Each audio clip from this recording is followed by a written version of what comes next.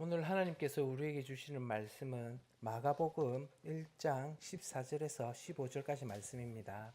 제가 봉독해 드리겠습니다.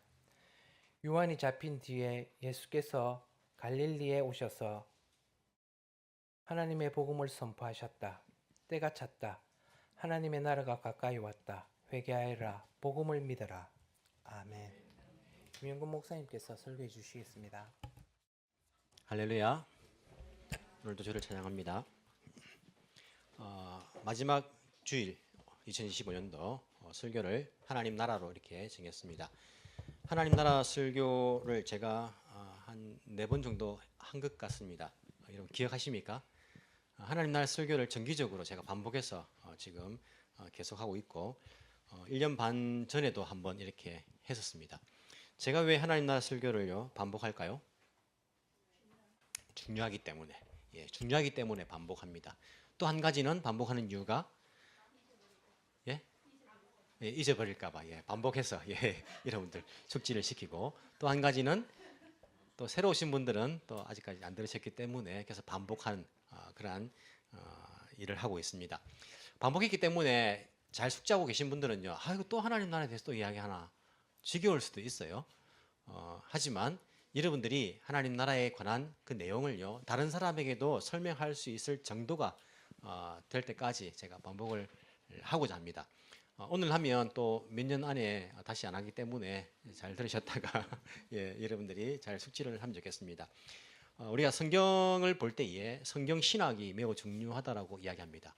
성경 신학이 무엇인지를 잘 모르실 수도 있는데, 성경 창세기부터 요한계시록까지 전체를 통과하고 있는, 아우르고 있는 뼈대와 같은 것을 성경 신학이다, 그렇게 간단하게 말할 수 있습니다. 예를 들면 어떤 사람들은 나는 이 성경이 내가 가진 성경 신학은 언약이라 생각, 약속이라 생각한다. 성경은 약속으로 가득 차 있다. 그래서 창세기부터 마지막까지 하나님 약속으로 가득 차 있고, 옛날 약속은 구약, 새로운 약속은 신약, 이렇게 되어 있지 않느냐, 이렇게 이제 보는 사람들도 있습니다. 또 어떤 사람들은 헤세드, 즉 자비란 말이죠. 하나님의 자비가 성경의 뼈대이다, 그렇게 이야기하는 사람도 있습니다. 구약에서는 자비고 신약에서는 사랑, 하나님 사랑으로 창세기부터 끝까지 계속 이어져 있다라고 볼 수도 있습니다. 또 한 가지는요, 구속사적인 성경 해석이라 말하는데, 예수 그리스도가 가득 차 있다. 오실 예수 그리스도 구약, 오신 예수 그리스도 신약, 모든 것이 다 예수 그리스도로 가득 차 있다. 성막에 있는 모든 기구들도 오실 예수님에 관하여서 그렇게 다 의미하고 있는 것이다. 모든 성경을 예수 그리스도로 해석하기도 합니다. 모든 것이 다 맞는 이야기입니다. 다 틀린 이야기가 아닙니다. 하나님이 약속으로 가득 차 있고, 하나님이 사랑으로 가득 차 있고, 예수 그리스도에 관한 이야기입니다. 그렇다면 성경에서는 어떻게 이야기할까? 성경에서는 이 성경을 어떤 내용이라고 우리에게 말할까를 성경을 통해서 보기를 원하는데, 답부터 말하면 하나님 나라라는 것입니다. 여러분, 이 용어를 좀 정리를 해야 되는데, 오늘 우리 마가복음을 봤는데 마가복음에 보면요 어떻게 되어 있습니까? 예수님께서 갈릴리에 오셔가지고 하나님의 복음을 선포합니다. 복음을 선포했습니다. 뭐라고요? 때가 찼다. 하나님의 나라가 가까이 왔다. 회개하여라. 복음을 믿으라. 예수님께서 전하신 복음이 무엇입니까? 하나님 나라가 가까이 왔다. 하나님 나라에 관한 복음입니다. 맞습니까? 맞습니다. 이게 예수님께서 외치신 거예요. 마태복음에 보면 똑같은 말이 있죠. 예수님께서 사역을 처음 시작하실 때에 했던 그 이야기입니다. 그래서 예수님의 사역의 그 가르침의 내용을요 요약해서 제일 처음에 말했다라고 볼 수도 있어요. 마태복음 4장에 보시면 이렇게 말합니다. 예수께서 그때부터 이제 회개하여라, 하늘나라가 가까이 왔다 하고 선포하기 시작하였다, 이렇게 되어 있어요. 예수님께서 선포하신 복음이 하늘나라가 가까이 왔다. 마가복음에는 하나님 나라가 가까이 왔다라고 되어 있어요. 하늘나라와 하나님 나라는 다릅니까? 같습니까? 잘 모릅니다. 그죠? 하나님 나라와 하늘나라는 같습니다. 똑같은 내용 아닙니까? 같습니다. 하늘나라와 하나님 나라는 똑같은데, 우리가 보통 옛날에 마태복음을 기록한 성경을 보면요, 하늘나라 되어 있지 않고 뭐라 되어 있습니까? 천국이라 되어 있어요. 천국이라. 자, 천국, 하늘나라, 하나님 나라 같은 겁니까? 다른 겁니까? 같은 겁니다. 같은 건데 마태복음은 하나님 나라 대신에 하늘나라를 쓴다 했습니다. 왜 그렇습니까? 이것도 반복해서 제가 말씀드립니다. 마태복음은 누구를 대상으로 썼습니까? 유대인을 대상으로 썼습니다. 그래서 족보가 거기 들어있어요. 유대인들에게 호소력이 있기 때문에 족보대로 약속대로 아브라함과 다윗의 후손으로 예수님이 오셨다. 족보가 그냥 넣은 게 아니고 여러분들 뭐 마태복음 읽을 때에 뭐 마음에 낙심을 주기 위해서 이걸 적은 게 아니라 유대인들에게는 그 족보가 중요하기 때문에 족보가 거기 들어있는 거예요. 그리고 마태복음에는 율법에 대한 이야기가 가득 차 있어요. 율법의 그 성취자 예수 그리스도. 왜냐하면 유대인들이 율법에 익숙하기 때문에. 그리고 마태복음은 이 이스라엘 지명을 말하면서 설명을 안 붙입니다. 왜? 다 아니까. 유대인을 향한 이야기. 유대인들은 하나님의 이름을 쓰지 않는다라고 말씀을 드렸습니다. 십계명 제3계명인 여호와 이름을 망령되이 일컫지 말라라는 그 계명이 있기 때문에 혹시라도 우리가 실수해서 하나님의 이름을 망령되게 부를까봐 아예 부르지 않았어요. 그래서 하나님의 이름을 까먹어 버렸어요. 우리가 믿는 하나님의 이름이 무엇입니까? 모릅니다. 몰라요. 하나님이 하나님 이름입니까? 이 세상에 우리가 믿는 하나님을 하나님으로 부른다는 한국밖에 없어요. 안 그렇습니까? 한국밖에 없어요. 하나님을 영어로 하면 뭡니까? The only one 아닙니까? The only one. 말 그대로 해석하면 미국 사람도 The only one이라 불러야 돼. 하나님 이름을. 한국 사람은 하나님을 부른다니까요. 영어로는 God이죠. God이 무슨 뜻입니까? 신이란 말이에요. 그래서 잡신들도 God이에요. 물론 앞에 대문자와 소문자를 구분하지만 사실은 똑같아요. God이에요. 일본도 하나님을 합니까? 카미사마. 우리가 믿는 하나님은 카미사마라 합니까? 아니요. 800만의 잡신들도 다 카미사마를 해요. 그 뜻은 신이란 말이에요. 히브리어로 엘. 히브리어로 잡신들도 엘. 신이란 말입니다. 그냥 신이에요. 신인데 우리가 믿는 하나님은 유일한 하나님이다 해가지고 한국 사람들은 하나님 붙이고 그렇지 않습니까? 그래서 사실은 이제 좀 구분할 필요 있어요. 우리가 믿는 하나님은 창조주 하나님, 모든 만물의 근원이 되는 하나님이시죠. 하지만 이름은 모른다. 정확한 이름 몰라요. 여호와가 있지 않습니까? 야훼가 있지 않습니까? 유추해가지고 그렇게 부르는 거예요. 모세에게 하나님께서 말씀하신 누가 나를 보냈다 합니까? 나는 스스로 있는 자라 이렇게 적혀 있는데 그 부분을 히브리 문법적으로 유추해가지고 학자들이 여호와다 스스로 있다는 그 이제 의미를 하면 죄기명사입니까? 하여튼 뭐 어려운 문법이 있는데 그러면 여호와다 아니다 야훼다 이런 의견이 있지만은 정확한 하나님의 이름은 모릅니다. 모르고 그래서 이 유대인들은 이스라엘 사람들은 뭐라 불렀습니까? 하나님을 주라고 불렀어요. 주 아도나이 주라 불렀어요.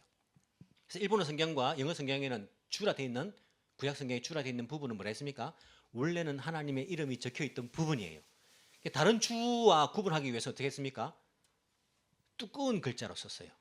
몇 번이나 말했죠. 그래서 이런 성경 있는 분들 구약책 보면요, 두꺼운 주는 거기는 원래 하나님 이름이 있던데라. 영어 성경으로 LOIRD 다 대문자는 하나님의 이름이 있던 곳이에요. 그걸 이제 주라 불렀어요. 그래서 마태복음은 하나님의 나라라는 표현 대신에 뭐라고? 하늘나라라는 표현을 쓴 거예요. 똑같습니다. The Kingdom of Heaven이나 The Kingdom of God이나 똑같은 거예요. 우리가 마태복음 옛날에 그것을 한자로 해가지고 천국이라 쓴 거예요. 천국이라 쓰라니까 사람들이 죽어서 갈 나라만 생각한다니까. 여러분 지금부터 천국이란 말 대신에 하나님 나라라는 개념을 넣으시는 게 좋아요. 죽어서만 갈 곳 이렇게 생각하시면 안 되고 하나님의 나라에 관한 이야기다. 성경은 예수님께서 그렇게 하나님 나라의 복음을 회개하라 복음을 믿으라 이렇게 말. 여러분 유대인들이 하나님 안 믿었습니까? 믿었어요. 누구보다 잘 믿었습니다. 뭘 회개하라는 겁니까? 복음을 믿어라. 이때까지 믿은 건 뭡니까? 잘못 믿었다는 거예요.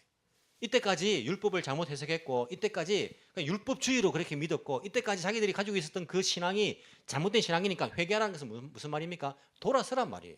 너희들 돌아서라. 돌아서고 제대로 된 복음을 믿어라. 이게 예수님의 선포였습니다. 하나님 나라에 관한 복음을 선포한 거예요.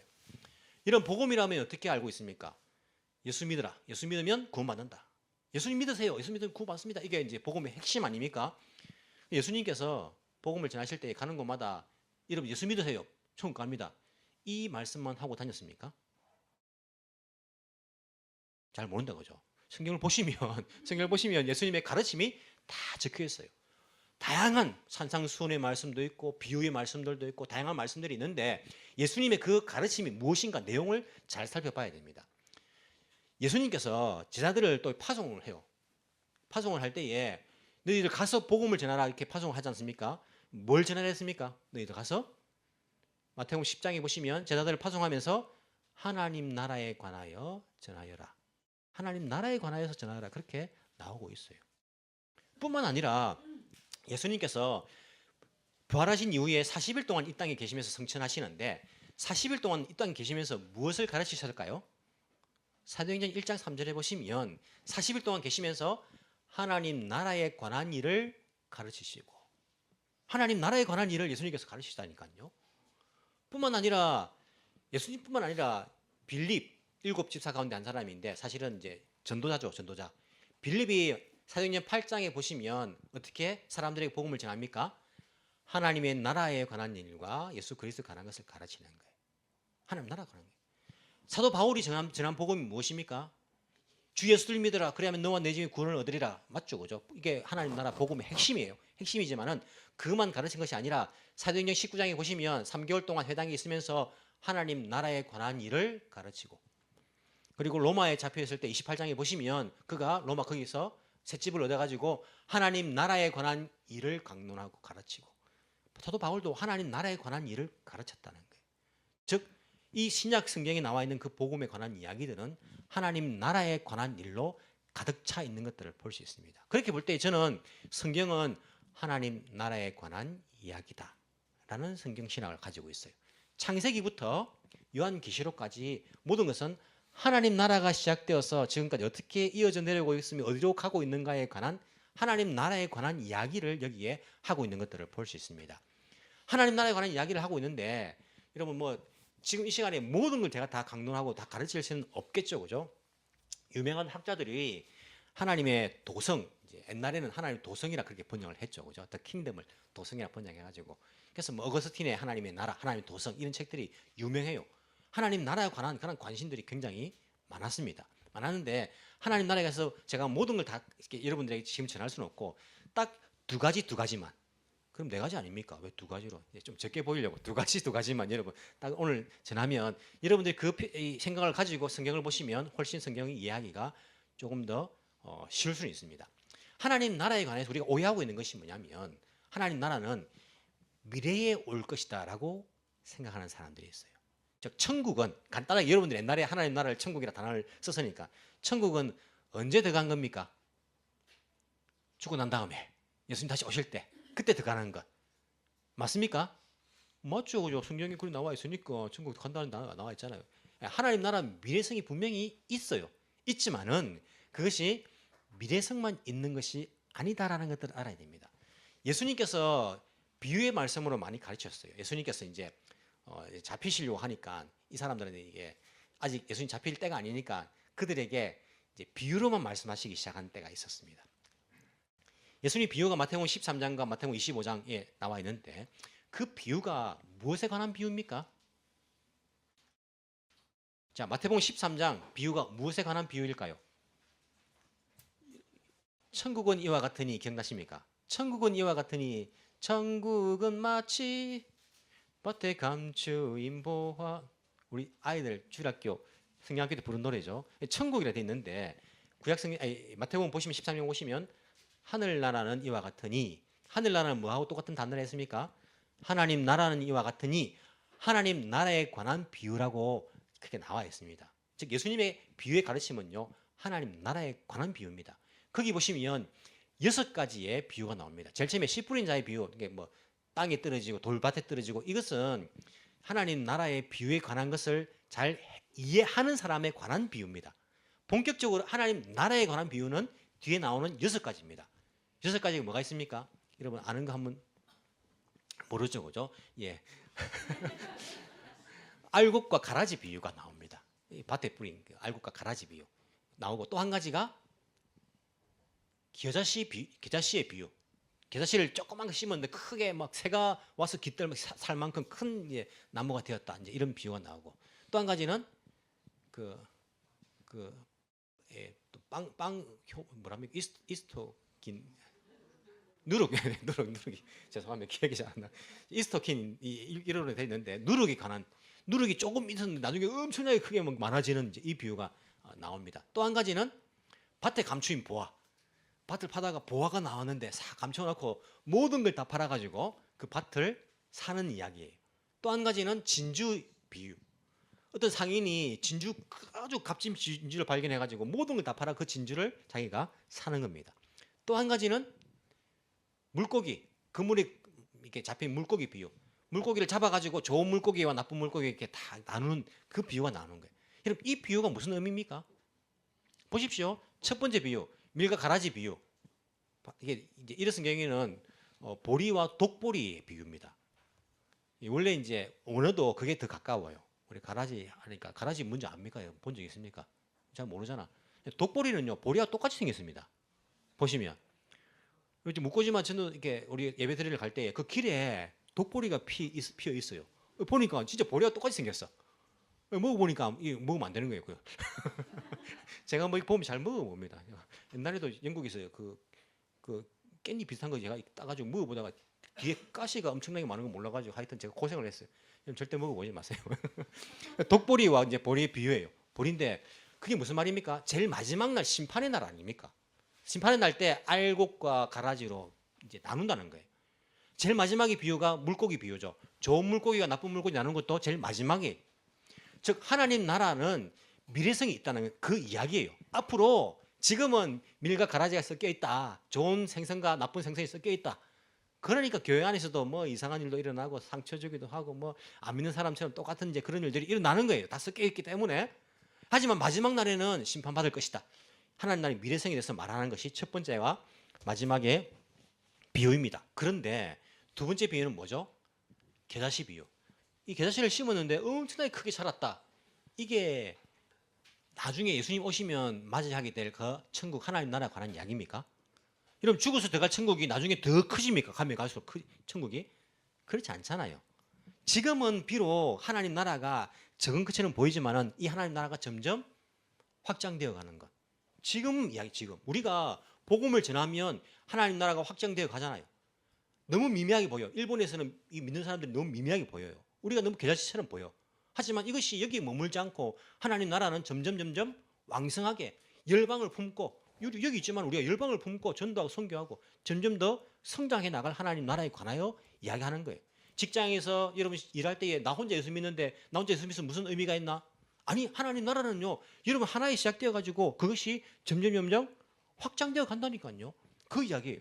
세 번째 누룩 비유도 똑같은 거 아닙니까? 하나님은 우리가 나중에 죽어서 천국 가는데 그 천국이 점점 불어납니까? 그 이야기가 아니고 지금 이야기예요. 하나님 나라의 현재성이 앞에 자리에 있습니다. 앞에 자리에 세 개나 있습니다. 하나님 나라의 현재성이 있다는 거예요. 즉 하나님 나라는 미래의 성도 있지만은 현재성도 있다는 거예요. 그리고 네 번째 비유는 뭡니까? 모든 걸 다 팔아가지고, 즉 하나님 나라는 어떤 가치가 있느냐면 여러분들의 모든 걸 다 팔아도 그것을 팔아서 얻어도 될 만큼 가치가 있는 것이 하나님 나라다는 거예요. 다섯 번째 비유도 똑같은 거예요. 진주 비유. 여러분들이 하나님 나라 백성으로 살아가는 것이 여러분들이 희생이 필요하고 때로는 내 돈을 써야 되고 내 시간 써야 되고 내 몸도 써야 되고 뭐 여러 가지 희생이 필요하고 박해도 받고 무시도 당하고 차별도 당하고 손해도 보고 이런 것들이 있는데 이게 손해가 아니라는 거예요. 그만큼 가치가 있는 것이다 라고 말하는 거 아닙니까? 하나님 나라가 어떤 것인지에 관하여서 잘 설명해 주고 있는 부분이 마태복음 13장이에요. 미래성과 현재성이 있다. 그렇게 말하는데 사실은 현재성과 미래성이 있다는 이야기보다 계속 이어진다라고 생각하시면 되는 거예요. 하나님 나라는 계속 이어져 가고 있다라고 생각하면 됩니다. 점처럼 생각하지 말고 선으로 생각을 하셔야 돼요. 하나님 나라는요. 마태복음 25장도요. 하나님 나라에 관한 비유입니다. 마태복음 25장에 여러분 잘 아시는 세 가지 비유가 나오죠. 뭡니까? 열처녀 비유, 그리고 달란트 비유, 양과 염소의 비유가 나옵니다. 그럼 이것도 현재성과 미래성 이어져 있다는 것들을 우리가 알 수 있어요. 열처녀 비유, 마지막 날 신랑이 오실 것이다. 예수님이 오실 것이다. 미래성이 있죠. 하지만 그것으로 미래성이 그때의 신랑을 맞이하기 위해서는 지금 우리가 기름을 준비해야 됩니다. 지금 우리가 해야 돼요. 달란트 비유, 언젠간 주인이 오실 것이다. 미래성이 있죠. 지금 우리가 받은 달란트 가지고 그 일을 해야 된다는 거예요.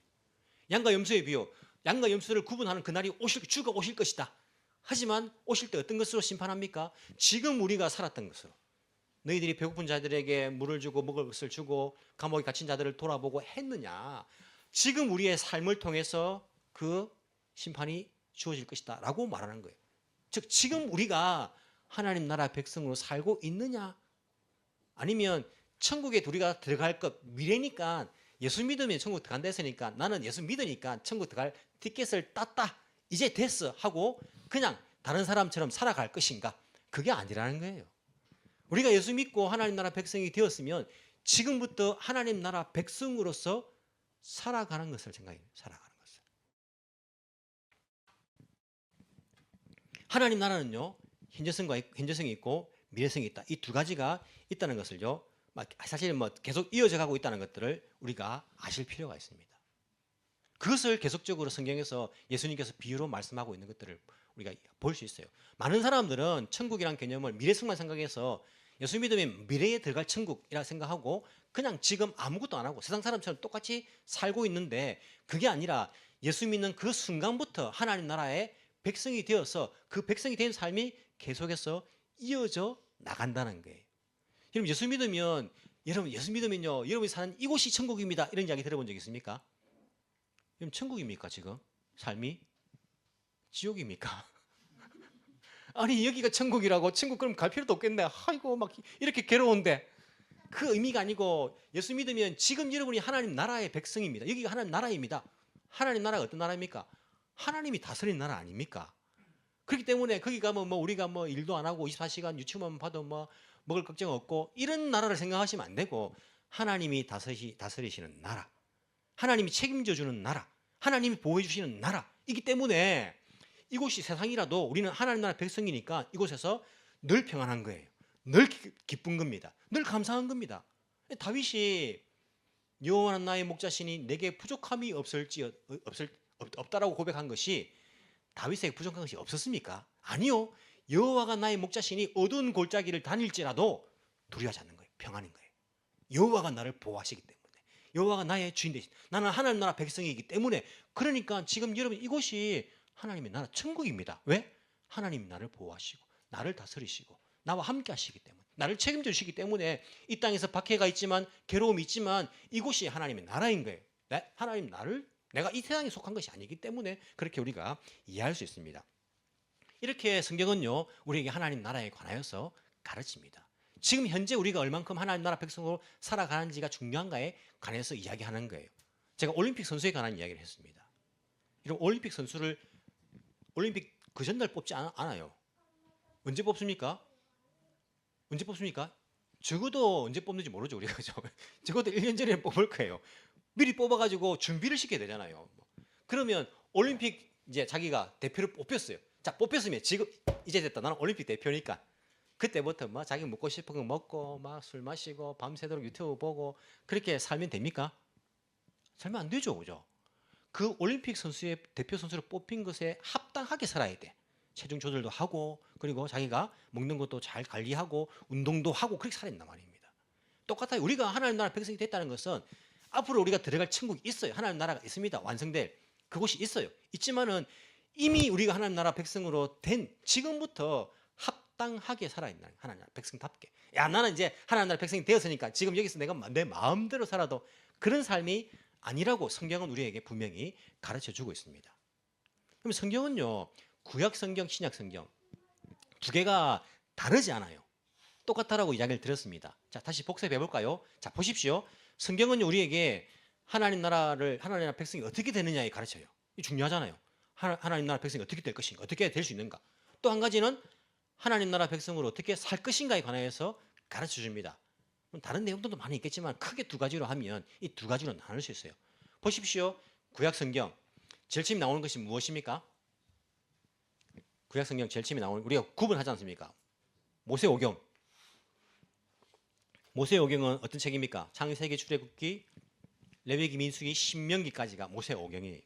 모세오경은 하나님 나라의 기원에 대해서 말씀해 주잖아요. 어떻게 시작되는지, 창세기 이야기. 그리고 율법을 기록하고 있어요. 하나님 나라 백성이 어떻게 하면 되는지에 대해서 말해줍니다.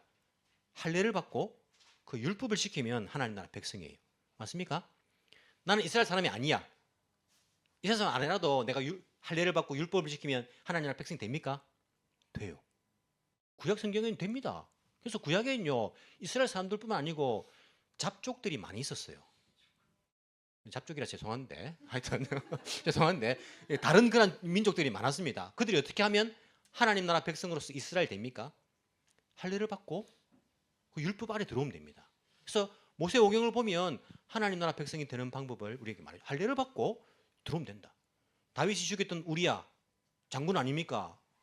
귀족 아닙니까? 어찌 보면요, 높은 지위인 사람이에요. 우리야는 어느 나라 사람, 어느 민족입니까? 해족속 히타이트 사람. 이스라엘 사람 아니라니까. 다른 사람들도 할례 받고 들어오면 그 사람들은 하나님 나라 백성으로 인정을 했어요. 구약의 모세오경에 그렇게 되어 있으니까 하나님 나라 백성이 되는 방법에 대해서 기록을 합니다. 그리고 하나님 나라가 어떻게 기원 시작되었는가 말해주고 있고 그 율법에 의해서 세워지는 나라 이야기하지 않습니까? 자, 신약 다르지 않아요. 제일 처음 뭡니까? 복음서.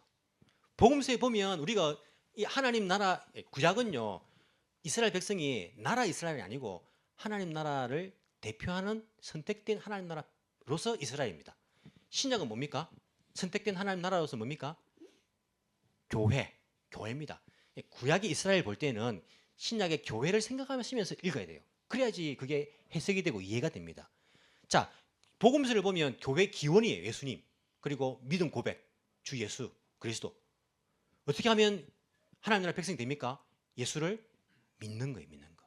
이방인이든 상관없이 예수님을 믿는 사람이 이 하나님 나라 백성이 교회의 멤버가 되는 겁니다. 백성이 되는 거예요. 그게 복음서에 우리에게 보여줘요. 교회의 기원이 되는 예수님이 관한 것을 거기 기록하고 있어요. 율법이 있습니까? 없습니까? 있습니다. 예수님의 가르침을 보면요, 구약의 율법이 어떤 뜻인지를 재해석하고 있어요. 산상수훈, 너희들 눈에는 눈, 이에는 인데 아니 때리면 왼패가 되라. 이게 원래 율법의 의미다. 예수님께서 그 율법의 의미를 잘 가르쳐 줍니다. 한 율법사가 묻습니다. 어떤 계명이 제일 큰 계명입니까? 성경이 어떻게 말하느냐? 하나님을 사랑하고 이웃을 사랑하라. 그 이야기를 하지 않습니까? 구약의 율법의 의미는요, 하나님을 사랑하는 것이고 이웃을 사랑하는 것이 율법의 의미예요. 신약 예수님의 가르침 똑같습니다. 하나님을 사랑하고 이웃을 사랑하는 거예요. 다르지 않습니다. 구약과 신약이. 그 다음 책이 무슨 책이죠? 역사서. 요수아에서부터 에스더까지 역사서예요. 역사서는 어떤 역사입니까? 그냥 한 나라로서의 이스라엘 역사가 아니에요. 이스라엘 역사책이 아니란 말입니다. 하나님 나라로서 이스라엘의 역사예요. 하나님 나라가 어떻게 발전되어 가고 어떻게 실패하고 어떻게 회복되는가를요 이야기하고 있어요. 신약 성경 역사서 뭡니까? 사도행전. 무엇의 역사입니까? 하나님 나라로서의 교회의 역사예요. 교회 역사. 교회가 어떻게 탄생되고 어떻게 발전되고 하고 어떻게 실패하고 어떻게 회복되는가 그 사도행전에 잘 기록하고 있어요. 자, 구약. 그 다음 책이 뭐죠? 시가서. 욥, 시편, 잠언, 전도, 아가서. 시가서가 어떤 의미일까요? 이런 어떤 의미라고 생각하면서 읽으십니까? 하나님 나라 백성이 구체적으로 우리가 이 땅에서 어떻게 신앙생활을 하며 살아야 되는지에 대해서 구체적으로 가르쳐주고 있는 거예요. 욥기. 하나님 나라 백성이 고난을 대하는 자세. 우리가 고난을 만날 때 어떻게 되는가? 아이고 하나님 없네. 나를 사랑하지 않네. 아이고 낙심하고 떠나가야 됩니까? 욥처럼 이런 고난을 당할지라도 우리가 하나님 나라의 가치를 포기할 수가 없습니다. 그 고난 중에 있는 하나님 나라 백성이 어떻게 사는가? 시편을 읽어보십시오. 어떻게 하나님과 우리 사이에 그 관계를 해야 되는지를 너무나 잘 가르쳐주고 있어요. 다윗이 시편 가운데에 어떻게 이야기합니까? 별 이야기를 다 해요. 다윗은요. 하나님, 저 원수들이 나를 괴롭힙니다. 절대 잊지 마세요. 반드시 복수해 주세요. 이런 이야기 있습니까? 없습니까? 있어요. 있으면 헷갈리지 않습니까? 예수님은 원수까지 사랑했는데 다윗은 왜 이런 것까지 써놨나? 천만원이 날출이하는데 주님 저들을 잊지 마소서 심판하소서 이런 이야기 막 나온단 말입니다. 근데 하나님 나라의 신앙생활, 하나님 나라의 관계를 생각해 보시면요 알 수 있어요. 하나님 나라 백성은요 신앙생활 어떻게 하냐면 하나님한테 기도로 뭐라도 다 말할 수 있어요. 나의 모든 심정을 다 토로할 수 있어요. 주님 괴롭습니다. 사람들 나를 괴롭힙니다. 주님 저 사람 제발 좀 어떻게 좀 해주세요. 하지만 내가 복수하지 않아요. 내가 복수하지 않아요. 하나님께 내 속상한 마음들 다 말할 수 있어요. 괜찮아요. 주님 저 사람 잊지 마세요. 나를 이렇게 힘들게 했어요. 하지만 나는 복수 안 합니다. 주님께 맡깁니다. 주님은 위대하십니다. 다윗의 그 시편, 다른 사람 시편을 보면요 우리가 어떻게 하나님과의 그 관계를 해야 되는지를 너무나 잘 알 수 있습니다. 그다음에 뭡니까? 잠언 전도서 보시면요. 하나님 나라 백성이 어떻게 지혜롭게 이 땅을 살아갈 수 있는가에 대해서 구체적으로 말해주고 있다니까요. 게으른 자여 기업에 가서 배우라. 게으르면 안 돼요. 뿐만 아니라 사업하는 사람이 어떤 마음으로 사업해야 되는지 그까지 다 기록하고 있어요. 이 땅은 모든 것이 헛되다. 여기에 이 땅에 있는 것에 마음을 두지 마라. 이 믿는 사람들이요. 잘 말해주고 있어요. 아가서는 뭡니까? 아가서에는요. 하나님의 단어가 한마디도 안 나옵니다. 술람미 여인과 솔로몬 왕의 사랑 이야기 아닙니까? 잘 모르죠, 그죠? 안 읽었으니까 죠. 사랑 이야기예요. 사랑 이야기가 왜 거기 들어가 있습니까? 유대인들도 그 논쟁이 많았어요. 아가서는 성경에 넣으면 안 된다, 넣어야 된다. 그 결국에 들어갑니다. 왜? 성령에 또 역사가 있었겠죠. 아가서 들어갑니다. 아가서가 물론 신약의 교회와 예수님과의 신랑 신부로서 그 관계를 말하는 것이다라고 이야기할 수도 있는데, 그건 해석하는 거죠, 그죠? 솔로몬 왕은 그런 교회를 생각하면서 지은 것은 아니잖아요. 그래서 그것을 어떻게 보냐면 이 땅에 하나님의 백성은 어떻게 부부 생활을 해야 되는가, 어떻게 서로 사랑하며 살아가야 되는가, 어디까지 사랑하며 살아가야 되는가에 대해서 잘 말해줍니다. 시가서를 보시면요, 하나님 나라 백성이 어떻게 이 땅에서 신앙생활을 해야 되는지 너무 구체적으로 잘 말해주고 있어요.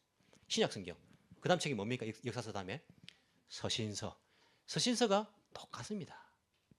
교회들에게 보는 편지 아닙니까? 여러분 그렇게 살면 안 되고 이렇게 살아야 됩니다. 항상 기뻐해야 돼요. 쉬지 말고 기도해야 되고 범사에 감사해야 됩니다. 그리고 하나하나 이 땅의 구체적인 것까지 다 그게 기록되어 있어요. 서신서에. 믿는 사람들끼리 서로 송사하지 마십시오.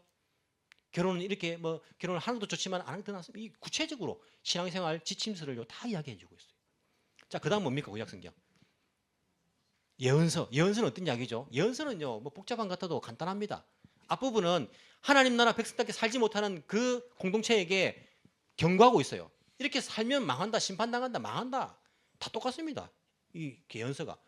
그것으로 끝나지 않고 뒷부분은요, 하나님 나라의 회복. 하지만 하나님께서 돌아온 너희들을 회복시켜 주실 것이다. 자, 요한계시록 어렵죠, 그죠? 저도 어려운데. 요한계시록 똑같습니다. 아시아에 있는 7 교회들에게 너희들 왜 첫사랑을 버렸느냐? 그러면 안 돼. 왜 덥지도 않고 차지도 않고 왜 뜨뜻미지근한 그런 신앙생활을 가지고 있느냐? 그러면 안 돼. 경고하고 있어요. 그리고 마지막에 경고를 끝난 것이 아니고 회복. 하나님 나라의 완전한 회복에 관하여서 거기서 이야기하고 있는 거예요. 구약은요, 이스라엘을 볼 때에 신약의 교회를 생각하시면서 보면 돼요. 신약의 교회는요, 구약의 이스라엘도 생각하시면서 보면 됩니다. 구약과 신약이 다르지 않아요. 같은 이야기인데 이게 하나님 나라의 개념이 점점 발전되어 온 것들을 볼 수 있죠. 구약의 이스라엘은 완전하지 않았습니다. 하나님 나라여서 완벽하지 않았습니다. 그래서 그들은요, 매일 제사를 지내요. 죄 지을 때마다 제사를 지내고 그래야 하나님 나라 백성을 깨끗하게 될 수 있어요. 하지만 신약이 들었으면서 그 하나님 나라가 예수 그리스도가 오심으로써 때가 찼다. 하나님 나라가 가까이 왔다. 하나님 나라 예수 그리스도니까 그렇게 선포하고 있는 것들을 볼 수 있습니다. 그런 관점에서 성경을 보시면요, 여러분들이 훨씬 더 이해하기 쉬워요. 이단에 넘어가지 않습니다. 이단들은요, 성경 신학이 잘 없어요. 여기서 조금 저기서 조금 해가 딱 짜집게 해놨어요. 하지만 성경에 관통하는 이런 성경 신학이 있으면 여러분들이 훨씬 더 건강한 믿음을 가지고 그리고 성경을 이해하기가 쉬울 겁니다. 예수 그리스도를 예수님이 성경의 중심이에요. 이야기의 중심입니다. 하나님 나라의 중심입니다. 오신 예수님에 관한 이야기하는데 하나님 나라의 문과 같은 분이에요. 즉 예수님을 통하지 않고서는 하나님 나라에 들어갈 수가 없어요. 나는 양의 문이라. 예수님께서는 문이십니다. 하나님 나라에 들어가는 통로세요. 그분이 하나님 나라의 그 자체이십니다. 그래서 우리는 예수 그리스도를 믿음으로써 하나님 나라에 들어가게 됩니다. 그 백성이 됩니다. 그리고 나서는 어떻게 합니까? 하나님 나라 백성에 어울리게 살아가는 거예요. 그 삶을 계속해서 이어나가는 것입니다. 그러면서 예수님께서 하신 말씀이 이 땅에 두 주인을 섬길 수 없다. 하나님을 섬기든지 뭘 섬기든지 부를 섬기든지. 우리는 이 땅에서 그걸 보면서 알 수 있습니다. 이 세상 사람들은 가치관은 부를 섬기는 거예요. 하지만 하나님 나라의 가치관은 하나님을 섬기는 것입니다.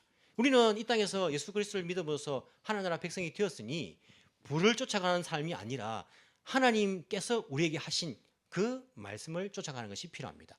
목적이 있어요. 왜 하나님께서 이스라엘을, 왜 교회를 선택하셨을까? 출애굽 19장 그리고 베드로 전서 2장 똑같은 말씀입니다. 내가 너희를 제사장 나라로, 왕같은 제사장이다. 우리를 제사장으로 이 땅에 부르셨다는, 하나님 나라로 이스라엘 선택하셨고 교회를 선택하신 것입니다. 제사장이 뭐 하는 사람입니까? 하나님과 백성 사이의 중보예요. 즉 하나님은 모든 사람이, 디모데서를 보시면 나는 모든 사람이 구원받기를 원한다고 하셨는데 모든 나라가 다 구원받기를 원했어. 모든 나라가 하나님 나라 되기를 원하셨어요. 이스라엘을 택해가지고 너희들이 제사장 나라가 되어라. 어떻게 하나님을 섬기고 어떻게 하나님 나라 백성이 행복하고 어떻게 안전하고 어떤 삶을 살아가는지를 보여줌으로써 주변의 모든 나라들도 하나님 나라 백성이 되게 만들어라. 이게 그들의 사명이었어요. 물론 실패하죠. 교회도 마찬가지입니다. 교회의 사명이 우리를 왕 같은 제사장으로 불렀대.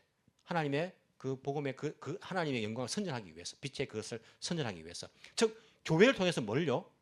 이 땅에 예수님을 알지 못하는 사람들에게 이 제사장의 왕 같은 제사장으로서 그 하나님 나라를 보여주는 삶이에요.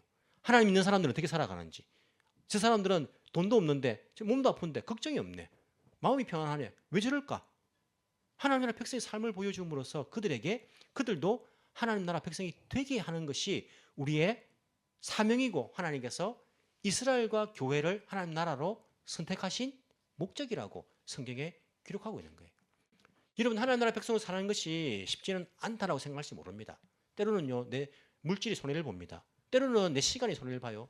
때로는 내가 참 힘든데도 이 신앙을 지켜나가야 되고 회사에서 혼자 믿는 사람이니까 무시당하기도 하고 또 내가 소외당하기도 하고 왕따 당하기도 하고 박해받기도 하고 여러 가지 이유들이 있습니다. 그럼에도 불구하고 우리가 하나님 나라의 가치를 포기할 수 없는 것은 그만큼 하나님 나라는 가치가 있는 거예요. 영원한 나라입니다. 이 땅의 나라는 일시적인 거예요. 죽으면 끝납니다. 하지만 하나님 나라는 죽어도 계속되는 것입니다. 영원한 것이기 때문에 가치가 있는 거예요. 여러분 우리 초대교회 때에 우리 믿음의 선배들이 사자밥이 되어가면서 불에 태워짐을 당하면서도 그 하나님 나라의 가치를 포기하지 않았습니다. 왜냐하면 너무나 가치 있기 때문에 영원한 생명의 가치가 하나님 나라에 있기 때문에 그들은요 이 목숨이 죽어가면서도 하나님 나라 가치를 포기하지 않았어요. 사람들은 자기가 가치가 있다라고 생각하는 그곳에 투자를 합니다. 그렇지 않습니까? 어떤 사람은 몸매가 날씬한 것, 야 이게 가치가 있다 생각해가지고요 거기에 투자합니다. 다이어트 한다고 돈 쓰고요. 다른 사람이 보면 가치가 다른 사람들은 이해가 안 돼요. 저 사람 다이어트가 문제가 아닌 것 같은데 다이어트 한다고 저렇게 돈을 쓰고 저렇게 하는 게 가치가 있는 것인가? 야 정신 나간 거 아닌가? 다른 사람도 이해가 안 됩니다. 아니 자기가 가치가 있다고 생각하기 때문에 자기는 거기에 투자를 하는 거예요. 정치적인 권력 이해가 안 됩니다. 지금 뭐 저게 뭐라고 사람들 욕먹는데 자기가 가치가 있다고 생각하니까 거기에 올인을 하는 거예요. 어떤 사람은요 직장에 올인을 하고요. 어떤 사람은요 뭐 학업에 올인을 하고요. 자기가 가치가 있다고 생각하는 것에 올인을 하는 거예요. 하나님 나라만큼 가치가 있는 것이 없습니다. 다 모든 것은요 이 땅에서 끝날 거예요. 허무함으로 끝나게 될 것입니다. 헛되고 헛된 것으로 끝나게 될 것입니다.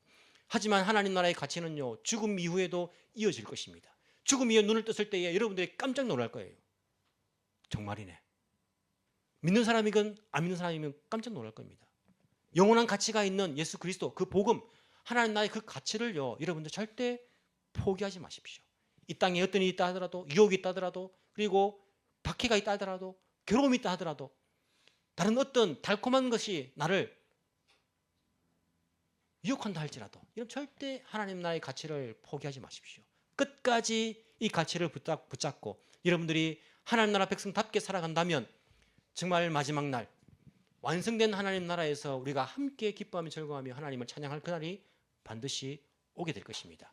그 하나님 나라 백성으로서 함께 이 땅에서 하나님 나라 뽑혀진 하나님 나라 이렇게 선택받은 하나님 나라로서 그 올바른 교회를 세워가는 일에 저와 여러분들이 함께 합력하여서 또 하나님의 그 영광을 돌릴 수 있는 그러한 일들이 일어나기를 간절히 소망합니다. 기도드리겠습니다.